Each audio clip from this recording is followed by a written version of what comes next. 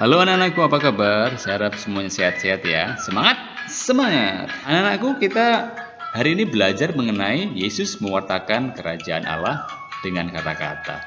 Nah, anak-anakku, kita sebagai makhluk sosial tentu tidak lepas dari perjumpaan dengan orang lain. Orang lain sesama kita, bisa teman, saudara-saudari kita, orang tua kita.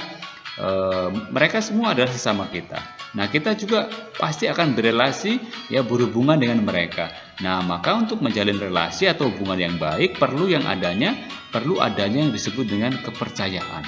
Ya, kita harus mampu membangun kepercayaan sebagai salah satu syarat dalam kehidupan bersama. Nah, maka bagaimana sih caranya untuk membangun kepercayaan itu?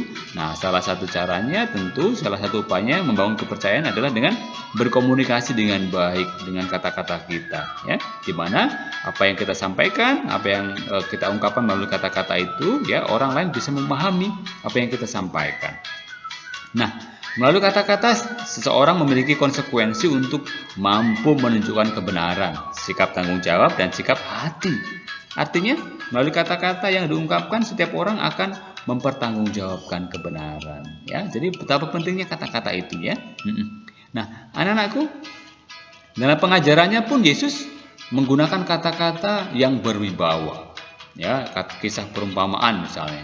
Kata-kata yang meneguhkan, kata-kata yang menyembuhkan, serta kata-kata yang menegur. Supaya apa? Supaya semua yang disampaikan atau apa yang disampaikan Yesus itu sungguh-sungguh meyakinkan para pendengarnya terhadap apa yang menjadi kehendak Allah.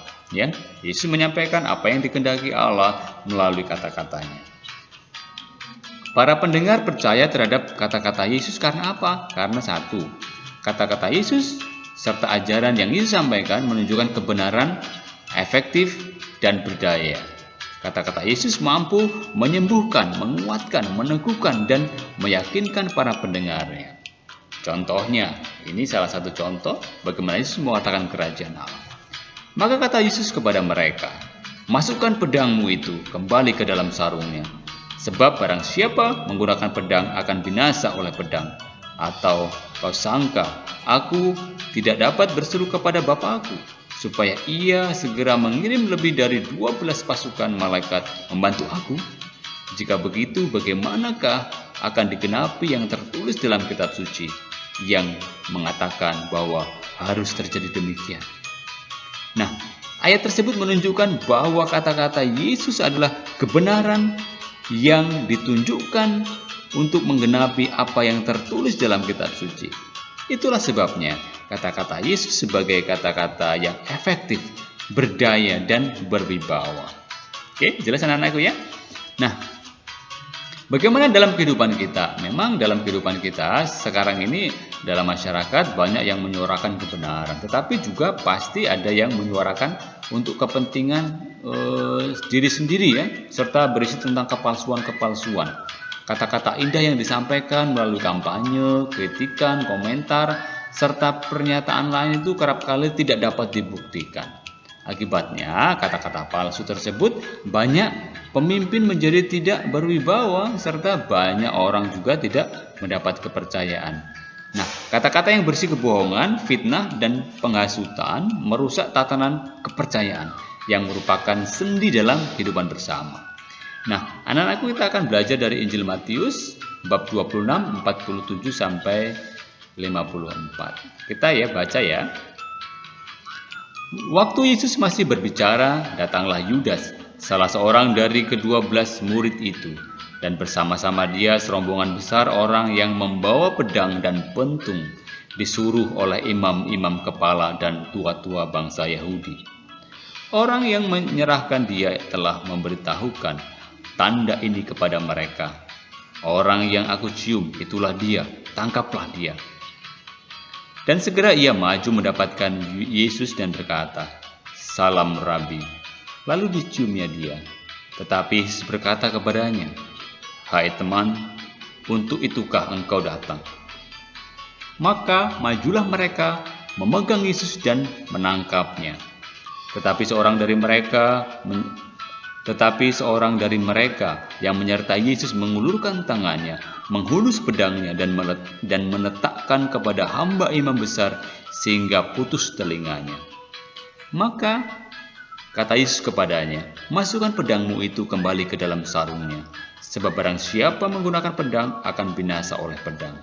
Atau kau sangka bahwa aku tidak dapat berseru kepada Bapakku, supaya ia segera mengirim lebih dari 12 pasukan malaikat membantu aku? Jika begitu, bagaimana akan digenapi yang tertulis dalam kitab suci yang mengatakan bahwa harus terjadi demikian?"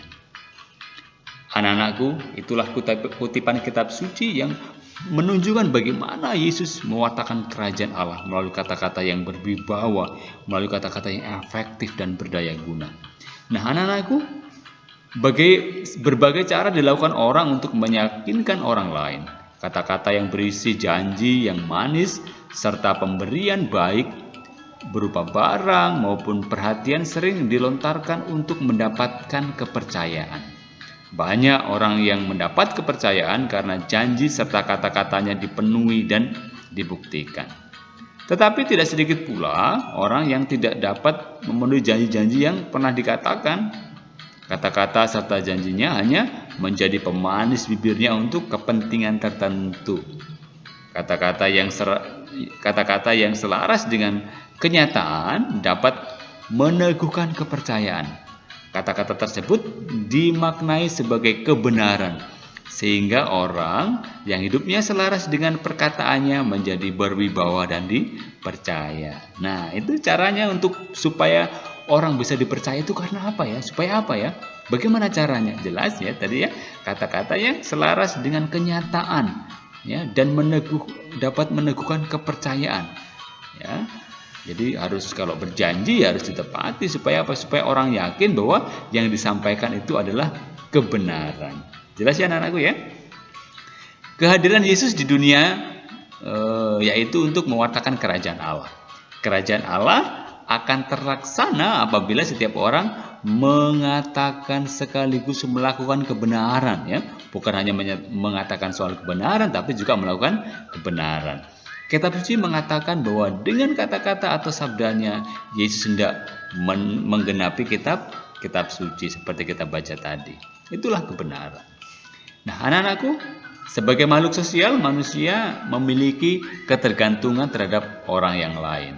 Salah satu kebutuhan sosial manusia adalah rasa saling percaya. Sikap saling percaya itulah yang menjadi dasar bagi hidup bersama di dalam masyarakat.